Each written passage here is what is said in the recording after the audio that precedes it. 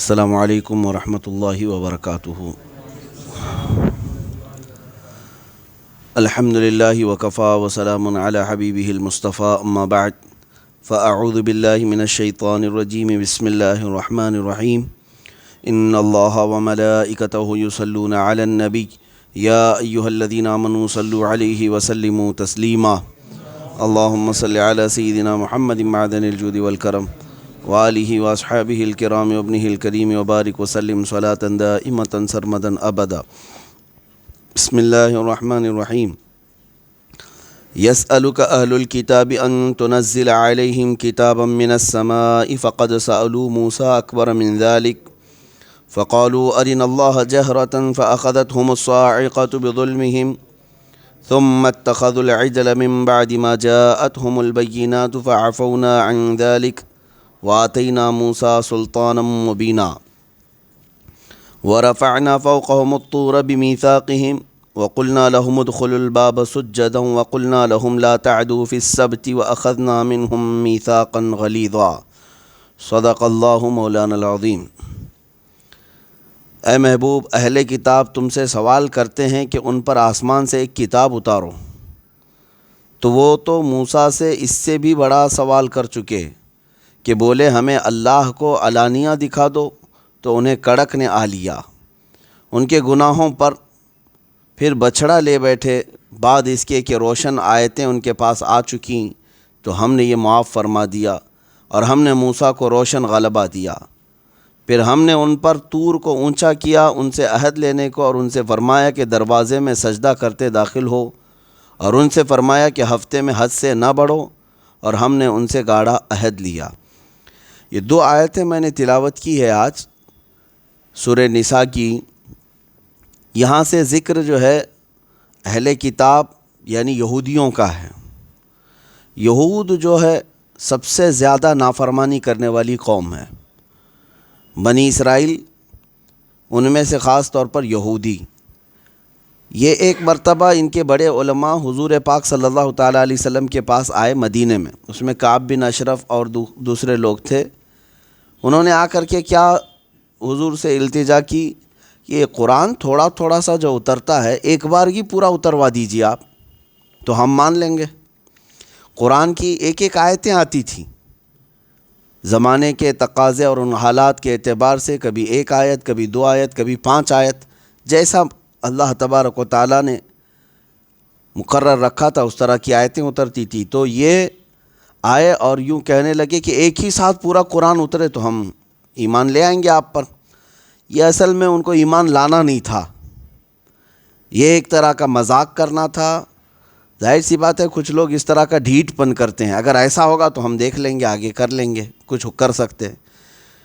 تو اللہ تبارک و تعالیٰ نے ان کے جواب میں ارشاد فرمایا کہ اے محبوب، یہ کہہ رہے ہیں کہ قرآن ایک بار آپ پر اتر جائے تو یہ آپ کے پیچھے چلیں گے، بلکہ ان کے جو باپ دادے تھے بڑے بڑے لوگ، یہ اس سے بھی بڑے بڑے سوالات حضرت موسیٰ علیہ السلام سے کرتے تھے۔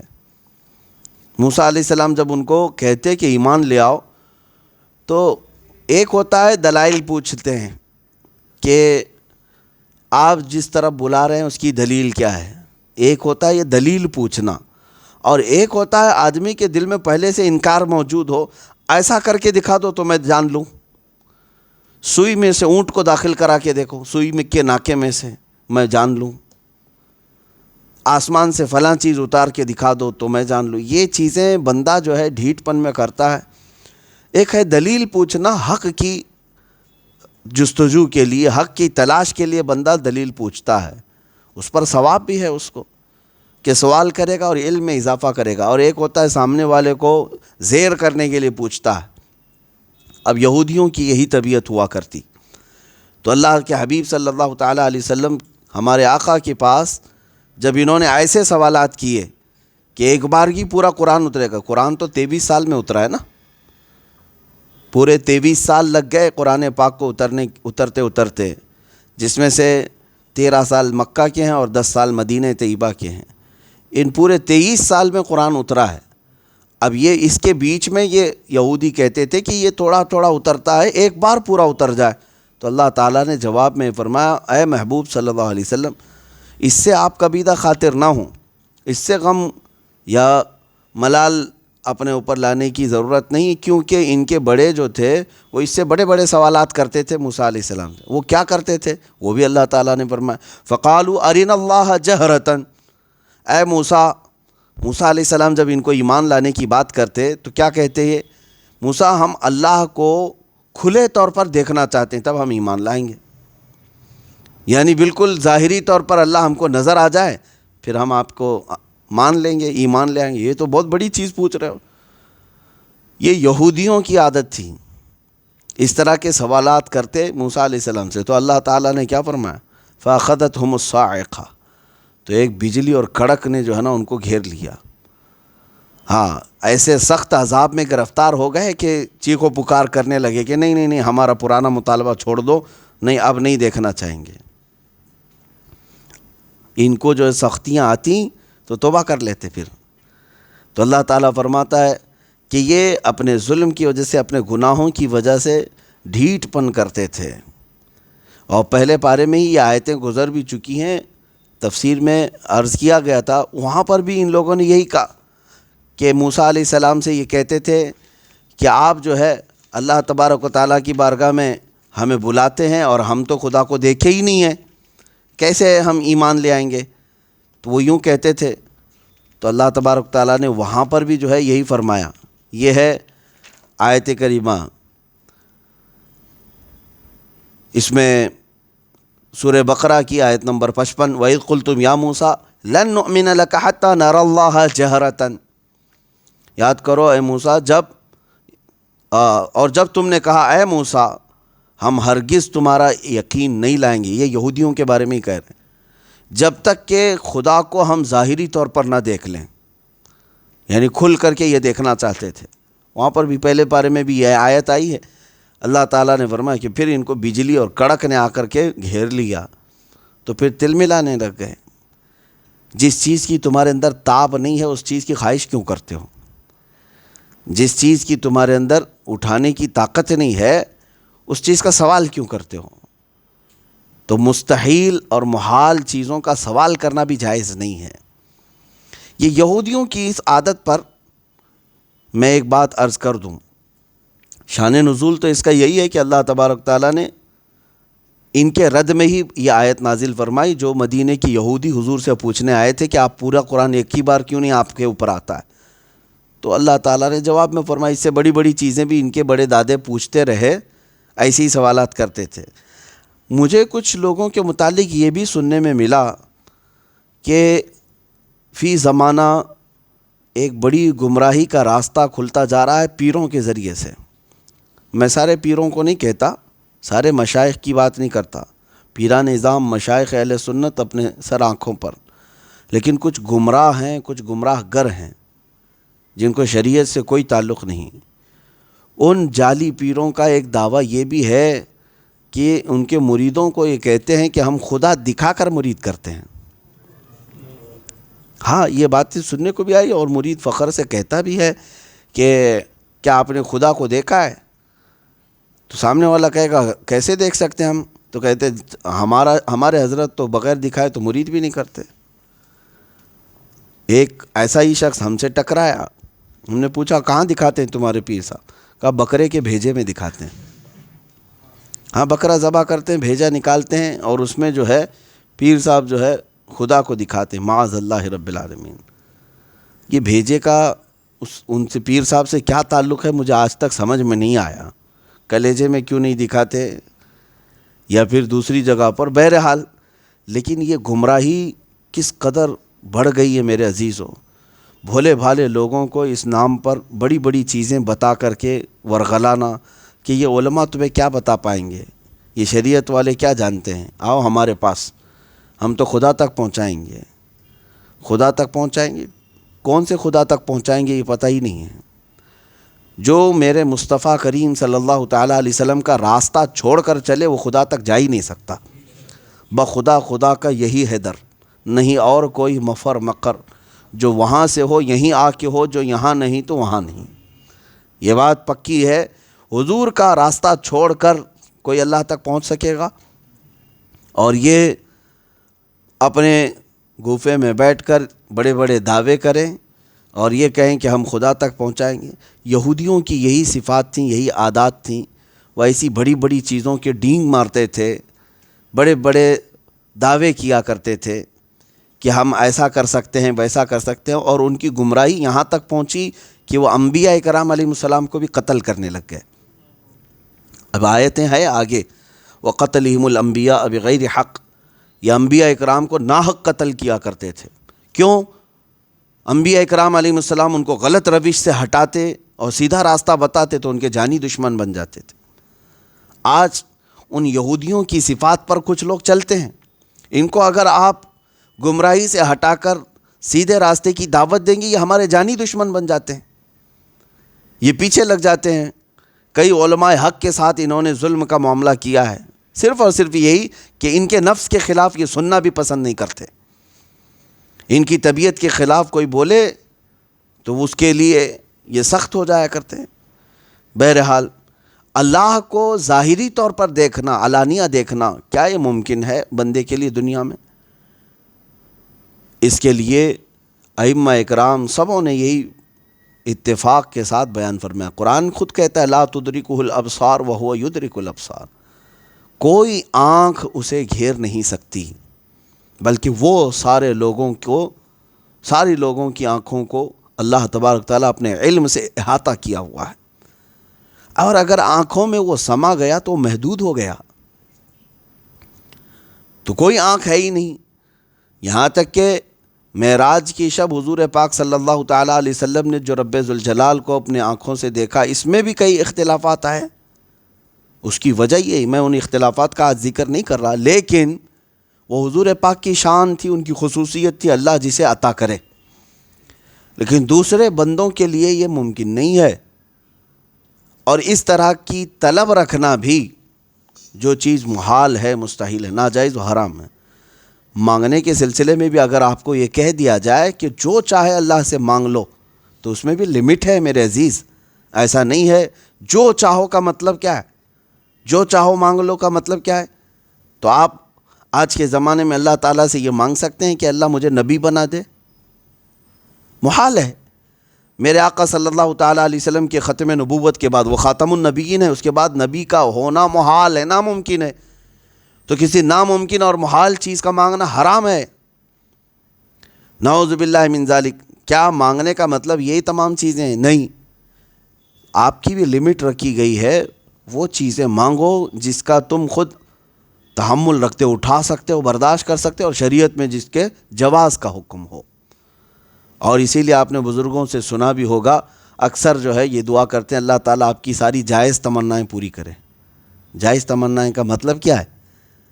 یعنی تمنا انسان اگر ناجائز کر بھی لے تو اس کے لیے دعا کرنا یا پھر اس کے لیے سفارش کرنا بھی ناجائز و حرام ہے۔ بعض لوگ اس طرح کی خواہشات لے کر کے بیٹھے ہیں، ان کے لیے دعا کرنا بھی ناجائز ہے۔ جائز تمناؤں کی طلب رکھیں۔ اب یہاں پر جو سوال کیا تھا نا یہ یہودیوں نے میرے آقا صلی اللہ تعالیٰ علیہ وسلم کہ پورا قرآن ایک ہی بار کیوں نہیں اتار دیتا اللہ، تو یہ در حقیقت اللہ کے لیے ناممکن تو نہیں ہے۔ اللہ جیسا چاہے اتارے قرآن پاک کو، لیکن مولا تبارک و تعالیٰ وہ اپنی مشیت سے ہر کام کرتا ہے، تمہارے مشورے سے نہیں۔ اللہ کی مشیت میں دخل یہ تو ناجائز ہے۔ کیا تم بتاؤ گے اللہ کو کہ کتنا اتارنا چاہیے، کتنا نہیں اتارنا چاہیے قرآن؟ تم بتاؤ گے؟ یہاں سے ایک چھوٹی سی بات میں آپ کو بتا دوں، اکثر یہ کئی لوگوں سے غلطیاں ہو بھی جاتی ہیں۔ میں نے بزرگ کے متعلق پڑھا، انہوں نے راستہ چلتے ہوئے بیابان میں غالباً بارش برسی، بارش کا موسم نہیں تھا، جیسے ابھی قریب بارش آئی۔ دسمبر میں بارش کا آنا لوگوں کے لیے تعجب کی بات ہے، بارش کے اپنے اوقات ہیں۔ اس بزرگ نے صرف یہ کہا یہ کیا بے موسم بارش ہو رہی ہے، اکثر لوگوں کی زبانوں سے یہ نکلتے ہیں۔ تو غیب سے ندا آئی کہ اے بندے، کیا تم فیصلہ کرو گے کہ کس موسم میں بارش برسانا ہے؟ اللہ تبارک و تعالیٰ کا ہر کام اس کی مشیت سے، اس کے ارادے سے ہوتا ہے، وہ بہتر جانتا ہے، پوری کائنات کو چلا رہا ہے۔ ہاں بے ٹائم کے، تم کو کیسے پتہ چلا کہ یہ بے ٹائم ہے؟ تم کو کیسے پتہ چلا کہ یہ بے موسم ہے؟ تم نے تو صرف حالات کو دیکھا ہے، باقی تمہیں یہ خبر ہے کہ اس بارش کے کتنے ہزار لاکھ کروڑ فائدے ہوں گے جو اللہ جانتا ہے، وہ اللہ بہتر جانتا ہے۔ تو اس طرح کی چیزیں جب کہنے کو منع کیا گیا ہے کہ اللہ تبارک و تعالیٰ کے ارادے اور مشیت پر تم کلام بھی نہ کرو، تو سوال کرنا تو بہت بڑا جرم ہے۔ اس طرح کا سوال کرنا کہ اللہ تعالیٰ ایسے کیوں نہیں اتارا، ویسے کیوں اتارا۔ تو یہاں سے ایک چیز میں بتا دوں، اس آیت کریمہ کی تشریح کرتے ہوئے بزرگوں نے جو ہمارے لیے معاملات بیان کیے ہیں کہ کسی سے سوال بھی کریں تو وہ سوال کریں جو شریعت میں جائز ہے۔ اس میں بہت ساری تفریعات ہوں گی، بہت سارے مسائل نکلتے ہیں، اس میں آپ کے سامنے رکھتا ہوں کہ سامنے والے سے سوال کس طرح کا کرنا چاہیے۔ مشکوٰۃ شریف کی حدیث بھی ہے کہ اگر کسی نے عالم سے سوال اس نیت سے کیا کہ شاید اس مولانا کو پتہ نہیں ہوگا، ابھی سب کے سامنے سوال کرتا ہوں، دیکھو ذلیل ہو جائے گا، تو حدیث پاک میں قیامت کے دن اسے آگ کی بیڑیاں پہنائی جائیں گی اور اس کی زبان کو فرشتے آگ کی کینچی سے کھینچیں گے اور قیامت کے دن اسے ذلیل کیا جائے گا۔ علم اسی لیے نہ حاصل کرو، یہ علم حاصل، کچھ لوگ جو ہے چھوٹی چھوٹی کتابیں لے جا کر کے پڑھ کر کے سمجھتے ہیں، معمے کی کتاب اور جو پھنسانے والے معاملات ہوں گے۔ اب واٹس ایپ میں تو یہ گھومتے ہی رہتے ہیں آج سوالات کہ وہ کون سی جگہ ہے جہاں سورج کی روشنی نہیں پڑی، وہ فلاں عورت کون سی تھی، فلاں کون سی۔ آپ کو اس سے کیا تعلق ہے؟ آپ نے یہ سوال نہیں کیا کہ نماز میں یہ خطا ہو گئی تو سجدہ سہو ہے یا نہیں ہے۔ آپ کی ضرورت کا سوال تھا، آپ کی ضرورت کا سوال تھا۔ آپ کی تجارت کے معاملات کو لے کر کے آپ کو شک تھا کہ میری کمائی اس طرح سے ہو رہی ہے تو میں عالم دین سے پوچھ لوں آیا میرے لیے حلال ہے یا حرام ہے۔ یہ تو زندگی بھر نہیں پوچھنا ہے، اس کو سوال بھی نہیں کرتے کہ اگر سامنے سے حرام کا فتویٰ آ گیا تو پھر ہماری دھندا چھوٹ جائے گا، کام چھوٹ جائے گا۔ سوال وہ نہیں ہے، سوال تو یہ ساری چیزیں کہ شیطان کی بیوی کا نام کیا تھا، بڑے بیٹے کا نام کیا تھا، آپ اس کے خاندان سے کیا لینا دینا آپ کا؟ کوئی رشتہ کرنا ہے؟ شیطان کے بڑے بیٹے کا نام کیا تھا، اس کی بیوی کا نام تھا، یہ سوالات لغو ہیں، فضول ہیں۔ جس نے اس طرح کی چیزیں کی لغویات میں اور فضول باتوں میں، تو گمراہی کا راستہ کھولتا ہے۔ سوالات کرنے کے بھی یہ آداب ہیں۔ حضرت امام احمد کے متعلق یہ بات ملتی ہے کہ آپ محفل فقہ میں بیٹھتے، لوگ اپنے اپنے سوالات کرتے، سب کو جواب دیتے، ایک بندہ خاموش بیٹھا رہتا۔ آپ نے کہا کہ تو بھی تو کبھی سوال کر لے۔ اس نے کہا کہ حضور ٹھیک ہے کل کرتا ہوں۔ کبھی سوال تو کرتا نہیں تھا۔ دوسرے دن وہ تیاری کر کے آیا، سوال کیا کہ حضور روزہ کب افطار کرنا چاہیے؟ روزہ افطار کرنے کا کیا ہے؟ آپ نے فرمایا جیسے سورج ڈوب جائے، غروب ہو جائے، افطار کر لینا چاہیے، یہی ہے افطار کا۔ تو اس نے جھٹ سے کہا کہ اگر سورج ڈوبا ہی نہیں تو کیا کریں گے؟ تو آپ نے فرمایا کہ تمہارا خاموش بیٹھنا ہی بہتر ہے محفل میں۔ یہ سوال، سورج ڈوبے ہی نہیں، ابھی ایسا ہوا ہے کبھی؟ تو کس لیے آپ نے سوال کیا؟ تو محض لا یعنی سوالات، یہ بنی اسرائیل کی بھی عادت تھی، یہ یہودیوں کی بھی عادت ایسی رہی۔ سورہ بقرہ کی تفسیر میں ابھی آپ نے سنا ہوگا کہ انہوں نے سوالات کر کر کر کے اپنے اوپر مصیبتیں ڈال لی۔ کئی مرتبہ ایسا ہوا ہے۔ اللہ تبارک و تعالیٰ نے ان سے کہا تھا کہ ایک گائے ذبح کرو، ایک قاتل کو معلوم کرنے کے لیے۔ ایک آدمی کا قتل ہو گیا تھا، قاتل کو معلوم کرنے کے لیے یہ موسیٰ علیہ السلام کے پاس آئے تو اللہ تعالیٰ نے فرمایا ایک گائے ذبح کرنے کے لیے ان کو کہیں۔ ان کو ذبح کر دینا چاہیے تھا۔ وہ آ کر کے پوچھتے ہیں موسیٰ علیہ السلام سے کہ اللہ سے پوچھ کر کے بتائیں کہ بچیا ہونا چاہیے کہ بوڑھی ہو کہ جوان ہو، کس عمر کی ہونی چاہیے؟ تو اللہ تعالیٰ سے انہوں نے سوال کیا، اللہ تعالیٰ نے فرمایا نہ وہ بہت چھوٹی ہو نہ بڑی عمر کی ہو، بالکل جوان ہو۔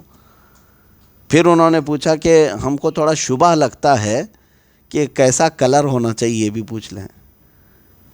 آپ نے پوچھا تو اللہ تعالیٰ کی طرف سے جواب آیا، نہ مطلب بہت گاڑے کلر کی ہو، نہ ہلکے کلر کی ہو، پیلے کلر کی، زرد کلر کی، جو لوگوں کو دیکھنے میں خوشی محسوس ہو۔ ہزاروں میں کیا لاکھوں میں بھی گائے پیلے کلر کی ملتی نہیں۔ اور پھر اس کے بعد تیسرا انہوں نے سوال کیا، اچھا ہم کو یہ بھی شبہ ہو رہا ہے کہ وہ کس انداز کی ہو، کس کے پاس پلی ہوئی ہو۔ تو اس کا بھی حکم آ گیا کہ اس کو نہ کسی نے پالا ہو، کھیتی باڑی کروایا ہو، نہ وہ کسی کا کام کی ہوئی ہو، کھیت میں جتائی کی ہوئی یا حمالی کی ہوئی اٹھائی ہوئی نہ ہو، بلکہ خود سے چر کے بڑی ہوئی ہو۔ جاؤ ڈھونڈ کے لاؤ اب۔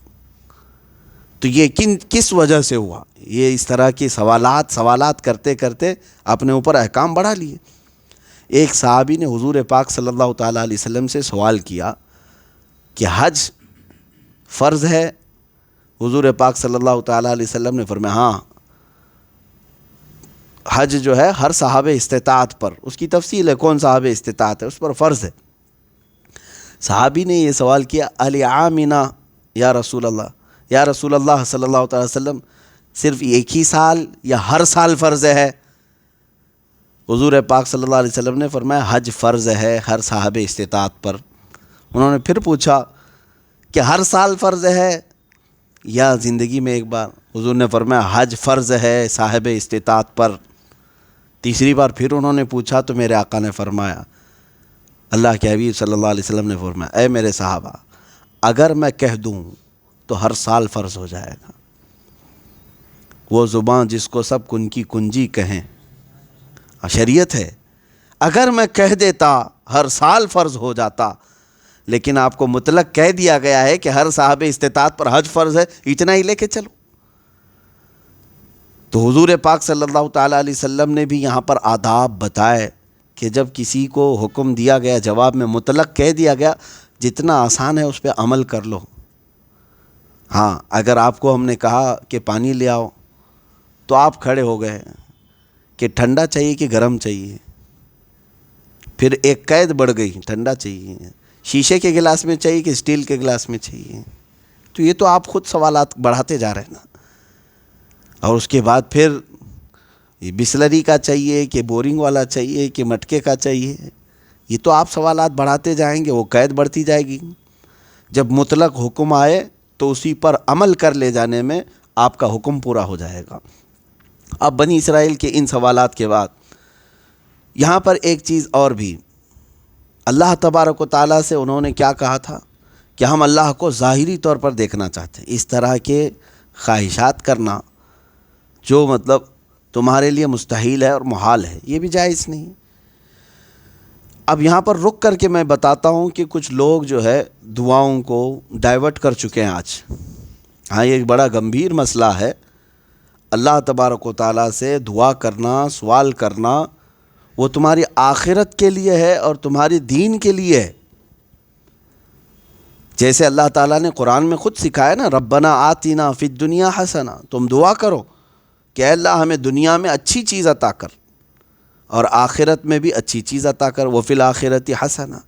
تو اس میں سب کچھ آ گیا۔ لیکن اب جو ہے کئی لوگوں کا طریقہ یہ ہے، مثال کے طور پر چند دنوں پہلے ایک خاتون ہم سے سوال کرنے لگی کہ پچھلے 6 سال سے میں تہجد کی نماز پڑھ رہی ہوں، توجہ چاہتا ہوں، پچھلے 6 سال سے وہ تہجد کی نماز پڑھ رہی ہے۔ اتنی بات تو بہت اچھی ہے۔ اس زمانے میں پرفتن دور میں کوئی اگر لڑکی تہجد کی نماز پڑھتی ہے تو کمال کی بات ہے۔ باقی پڑھتی ہوگی تبھی تہجد پڑھتی ہوگی۔ میں نے تعریف بھی کیا اور دعا بھی کیا، بہت اچھا ہے بیٹا، تہجد کی نماز پڑھتی ہے اور کبھی دعا مس نہیں کرتی رات کے وقت، وظیفہ اور دعا۔ لیکن آخر میں جو اس نے کہا وہ کس لیے کہ ان کو کسی شخص سے محبت ہے، پیار ہے، کہ وہ تہجد میں اللہ سے اس کو مانگتی رہتی ہے۔ اللہ اکبر، تمہارے 6 سال کی تہجد وہ ایک لڑکے کے لیے تھی، اللہ کے لیے نہیں۔ عبادتوں کو تم نے دنیا حاصل کرنے کا ذریعہ بنایا۔ ارے کوئی جائز چیز کے سوال کے لیے اگر ہم سے کوئی یہ پوچھتا کہ میں پچھلے 10 سال سے رات کو اٹھ کر کے تہجد پڑھتا ہوں یا درود پڑھتا ہوں، میری تمنا یہ ہے کہ میرے آقا کو ایک بار دیکھ لوں۔ یہ بات تو تھی کمال کی کہ تم نے ایک بہت بڑے مقام کے لیے اپنے آپ کو تم ایک مجازی عشق اور محبت کے لیے تہجد کی بات کر گئے۔ میرے عزیزو، عبادات جو ہے وہ خالص اللہ کی رضا کے لیے، یعنی تم نے اس کو ہتھیار بنایا ہے۔ کئی لوگوں کے ہاں وظیفے صرف اسی لیے چل رہے ہیں، دنیا کے لیے وظیفے۔ ہاں کسی کی بیوی روٹھی ہے تو اس کو وظیفہ چاہیے ہے، کسی کا شوہر قابو میں کرنے کے لیے اس کو بھی وظیفہ چاہیے۔ تمہیں اللہ اور اس کے صفات، اللہ رب العزت کے نام اور اس کے صفات صرف دنیاوی مفاد حاصل کرنے کے لیے استعمال کرنا ہے؟ بہت سارے لوگ تو یہ وظیفے بھی بتا رہے ہیں نا، اس چیز کے لیے یہ وظیفہ، اس چیز کے لیے یہ وظیفہ۔ میرے عزیزو، تھوڑا ہوش میں آؤ۔ اللہ تبارک و تعالیٰ کی بارگاہ میں جب سوال کرنا ہو تو سب سے بڑا سوال تو یہ تھا، اولیاء اکرام یہ پوچھتے تھے کہ اے اللہ تو ہم سے راضی ہو جا، تو ہم سے راضی ہو جا، تجھ سے تجھی کو مانگ کر مانگ لی ساری کائنات۔ اگر وہ راضی ہوا تو پھر بچا کیا ہے؟ جو چاہو گے وہ تمہیں مل جائے گا۔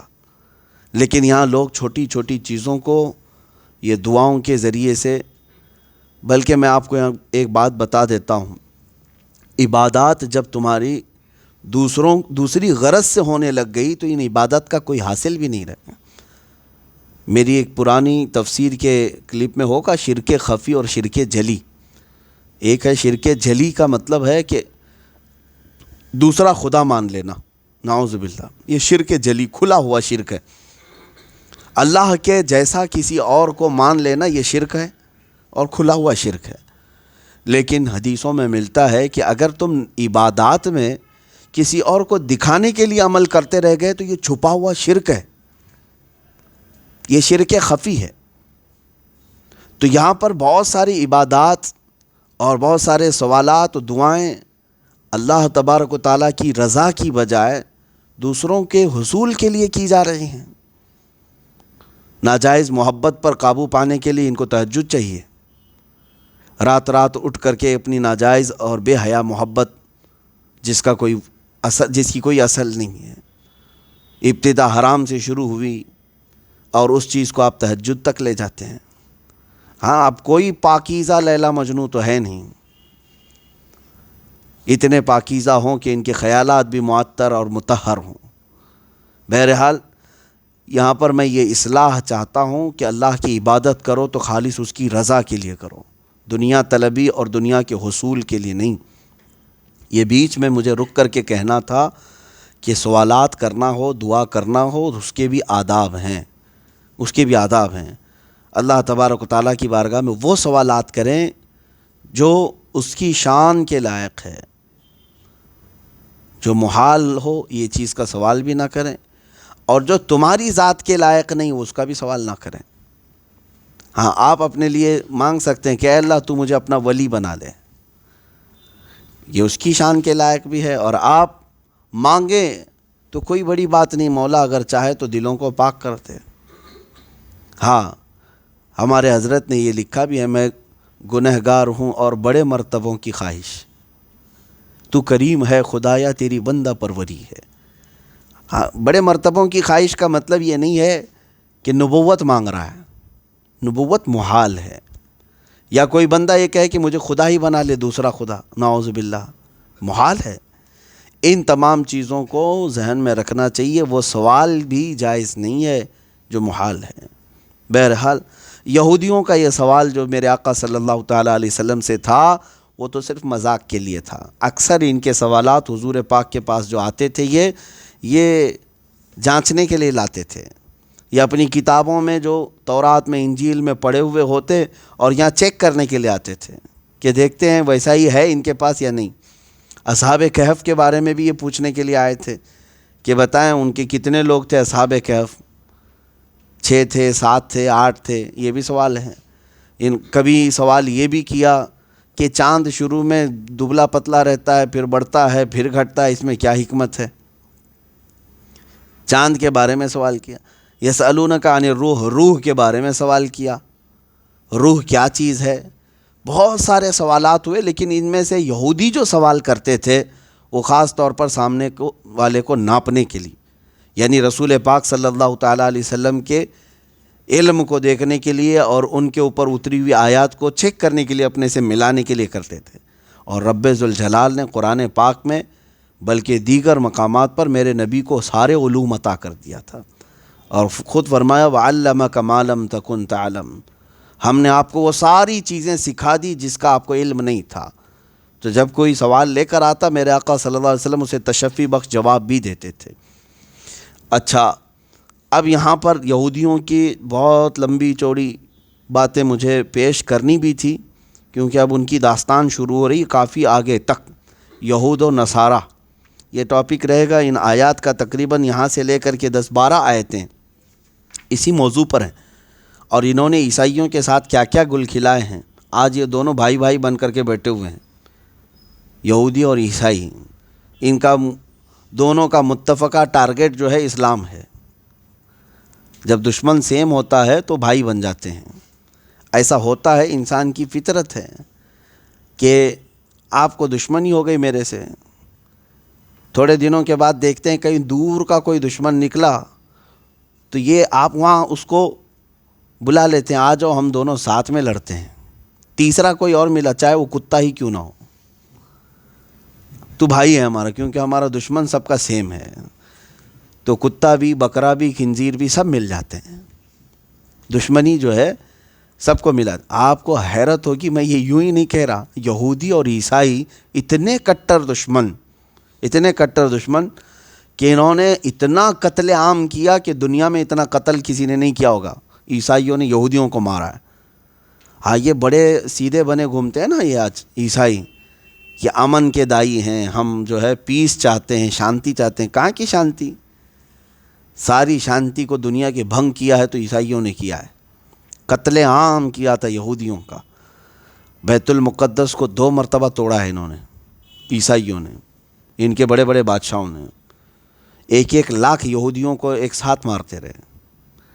ٹائٹس کے زمانے میں، ہرکیولس کے زمانے میں یہودیوں کو بہت مارا ہے، قتل عام کیا، اور یہودی ان کے اوپر برے برے الزامات لگاتے رہے عیسائیوں پر، صرف ان پر ہی نہیں، سیدہ بی بی مریم پر، حضرت عیسیٰ علیہ السلام پر گندے الزامات ان کی کتابوں میں موجود۔ ایک دوسرے کی لڑائیاں اتنی تھیں، اور اتنا ہی نہیں، جرمن کے ہٹلر کا جو معاملہ ہے وہ بھی پتہ ہے۔ ان کو ایک لفظ سے اتنی چڑ ہے، ہولوکاسٹ اگر کسی نے کہہ دیا تو دنیا بھر میں اس پر مقدمہ کر دیتے ہیں، ان کو تکلیف ہے اس چیز سے۔ 60 لاکھ یہودی مارے گئے تھے، بڑی مشہور بات ہے، جب یہ داستان آئے گی تو ہم اس کو بھی سنائیں گے، اس کی حقیقت کیا ہے۔ لیکن میں آپ کو ایک بات بتا دوں کہ یہ کٹر دشمن ایک دوسرے کے خون کے پیاسے، اور آج بھائی بھائی بنے ہوئے ہیں، بھائی بھائی ہیں کہ دونوں مل کر کے حکومت کریں گے، دونوں ساتھ ساتھ چلیں گے، ہم تم پر نہیں ماریں گے، تم ہم پر نہیں مارو گے۔ کیوں؟ دونوں کا ٹارگٹ اسلام ہے، مسلمان ان کے دشمن ہیں، اور انہوں نے یہ طے کر لیا ہے کہ ہم دونوں مل کر کے مقابلہ کریں گے اسلام کے۔ میں کہتا ہوں یہ دونوں کیا اور 200 دیگر مذاہب اور ادیان مل جائیں اور کریں اسلام کا مقابلہ۔ اسلام کی فطرت میں قدرت نے وہ لچک دی ہے، جتنا ہی دباؤ گے اتنا ہی وہ ابھرے گا۔ ہاں، اسلام اللہ رب العزت کی حفاظت میں ہے، قرآن اور رسول اللہ کی ذات یہ میرے رب کی حفاظت میں ہے۔ تو یہ یہاں سے یہودیوں کی وہ بدکاریوں کا بھی ذکر اللہ نے فرمایا ہے۔ یوں ہی آپ کو یہ نہیں کہا گیا ہے کہ غیر المغضوب علیہم ولا الضالین، ہم ہر فاتحہ میں پڑھتے ہیں نا، کیا مطلب؟ مغضوب انہی کو کہا گیا یہودیوں کو جن پر اللہ کا غضب ہوا۔ ضالین سے مراد عیسائی ہیں جو راستہ بھٹکے ہوئے ہیں۔ تو اللہ تبارک و تعالیٰ نے ہمیں دعا سکھائی کہ تم نمازوں میں بھی یہی دعا کرو کہ اللہ یہ بھٹکے ہوئے اور مغضوب جن پر غضب ہوا ان کے راستے پر ہمیں نہ چلا۔ اللہ تبارک و تعالیٰ نے ہمیں یہ دعا سکھائی ہے۔ کون سی دعا؟ غیر المغضوب علیہم ولا الضالین پڑھتے ہیں نا۔ مغضوب کا مطلب جن پر غضب ہوا وہ یہودی ہیں، ضالین کا مطلب بھٹکے ہوئے، راستہ ہٹے ہوئے، یہ عیسائی ہیں۔ تو ان دونوں کے راستے سے پناہ مانگنے کا حکم آیا ہم کو، یوں ہی نہیں آیا، یہ بڑی شریر قوم ہے، بڑی شریر قوم ہے پوری دنیا کی، اور قرآن نے ان کی شرارتیں اس زمانے کی بھی گنا دی ہیں، آج بھی وہ اسی شرارت پر باقی ہیں، اسی شرارت پر باقی ہیں۔ رب تعالیٰ فرماتا ہے کہ یہ کہتے تھے کہ اللہ کو ہم کو کھلے طور پر دکھا دو تو ہم مان لیں گے موسیٰ علیہ السلام کے پاس۔ پھر جب بجلیاں آئی پکڑی ان کو، ان پر آسمان گرا دیا گیا تھا، آسمان کو قریب کر دیا گیا تھا بادلوں کو، یہ ڈر کے مارے سب پھر توبہ کرنے لگے کہ ہم باز آتے ہیں۔ آپ اگر پڑھیں گے تو ان پر 5 قسم کے عذابات اللہ نے بھیجے۔ فَأَرْسَلْنَا عَلَيْهِمُ الطُّوفَانَ وَالْجَرَادَ وَالْقُمَّلَ وَالضَّفَادِعَ وَالدَّمَ، اللہ تعالیٰ نے ان پر طوفان بھیجا، اور پھر ٹڈیوں کا عذاب بھیجا۔ ٹڈی جانتے ہیں؟ جو ابھی تھوڑے دنوں پہلے اس کا ایک سیلاب آ گیا، چھوٹے چھوٹے پتنگے کیڑے ہوتے ہیں، ان کا عذاب آ گیا تھا یہودیوں پر، اتنا کہ جہاں دیکھے ٹڈیاں، ان کے پورے گھر میں، ان کے برتن میں، ان کے کھانے میں، سب جگہ ٹڈیاں۔ یہ رو رو کر کے توبہ کرتے تھے موسیٰ علیہ السلام کے پاس، پھر وہ عذاب ٹل جاتا تھا۔ پھر ان کے اوپر جوؤں کا عذاب بھی آیا ہے۔ جوئیں جو ہوتی ہیں نا سروں میں، وہ اتنی ڈال دی گئی تھی کہ ہر جگہ جوئیں ہی جوئیں تھیں، کھانا کھائیں تو اس میں بھی۔ پھر توبہ کیے، پھر وہی شرارت، پھر اللہ نے مینڈکوں کا عذاب بھیجا ہے ان کو۔ یہ ایسی شریر قوم ہے کہ ہر عذاب چکھ چکی ہے۔ پھر اس کے بعد توبہ کیے، 5ویں مرتبہ خون کا عذاب آیا ہے، ان کے سارے کنویں، ان کے سارے پانی خون ہو گئے، کھانا بناتے اور کھانے کے لیے بیٹھتے، منہ میں ڈالتے تو خون ہو جاتا۔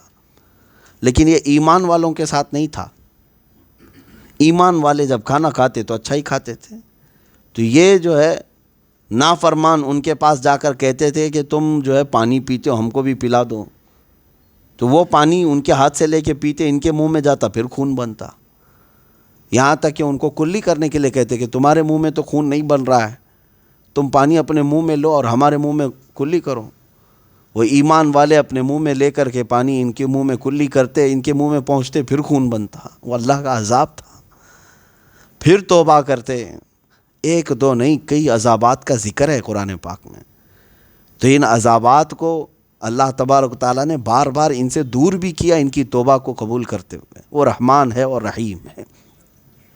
یہاں پر اللہ تعالیٰ فرماتا ہے ثم اتخذوا العجل من بعد ما جاءتهم البینات، پھر انہوں نے بچڑے کی پوجا شروع کر دی تھی۔ اس کا ذکر گزر چکا ہے، پھر میں انشاءاللہ اگلی تفسیر میں کروں گا۔ یہ بچڑے کی پوجا میں لگ گئے۔ وہ بچڑا کون سا تھا؟ انہوں نے جو ہے سونے چاندی کو پگھلا کر کے ایک بچڑا بنایا تھا، اور وہ بچڑا بولنے کے قابل ہو گیا تھا، سیل اور بیٹری سے نہیں۔ 3000 سال پہلے کی بات کر رہا ہوں کہ بچڑا جو ہے بولنے لگ گیا تھا۔ اور وہ بھی کیسے کیا تھا؟ وہ سامری نام کا ایک شخص تھا بنی اسرائیل میں، تو اس کو حضرت موسیٰ علیہ السلام نے پوچھا کہ تو جو ہے کیسے اس کو کیا؟ جب موسیٰ علیہ السلام کوہ طور پر 40 دن کے لیے گئے تھے، تورات اتر رہی تھی، تو اس نے اپنی قوم میں اتنا سب کام کر دیا تھا، بچڑا بنا کر کے سب کو جو ہے اس میں لگا دیا تھا کہ موسیٰ جس کے پاس گئے ہیں وہ یہاں آیا ہوا ہے، ہمارے پاس خدا یہی ہے۔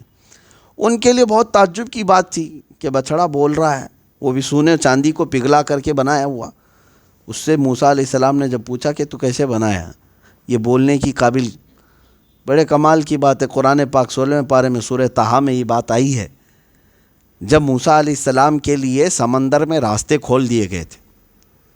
آپ اپنی قوم کو لے کر کے جب نکلے تو 12 راستے نکل گئے تھے سمندر میں، آپ چل پڑے، اور فرعون اسی راستے میں آنا چاہتا تھا اپنی لشکر کو لے کر، اللہ نے پانی کو ملا دیا۔ یہ واقعہ موجود ہے، وہ غرق ہو گئے، فرعون کا پورا لشکر اور فرعون غرق ہو گیا۔ لیکن موسیٰ علیہ السلام 12 راستوں سے اپنے قبیلے کو لے کر کے جو آئے، سامری جو ہے وہ موسیٰ علیہ السلام کے ساتھ تھا۔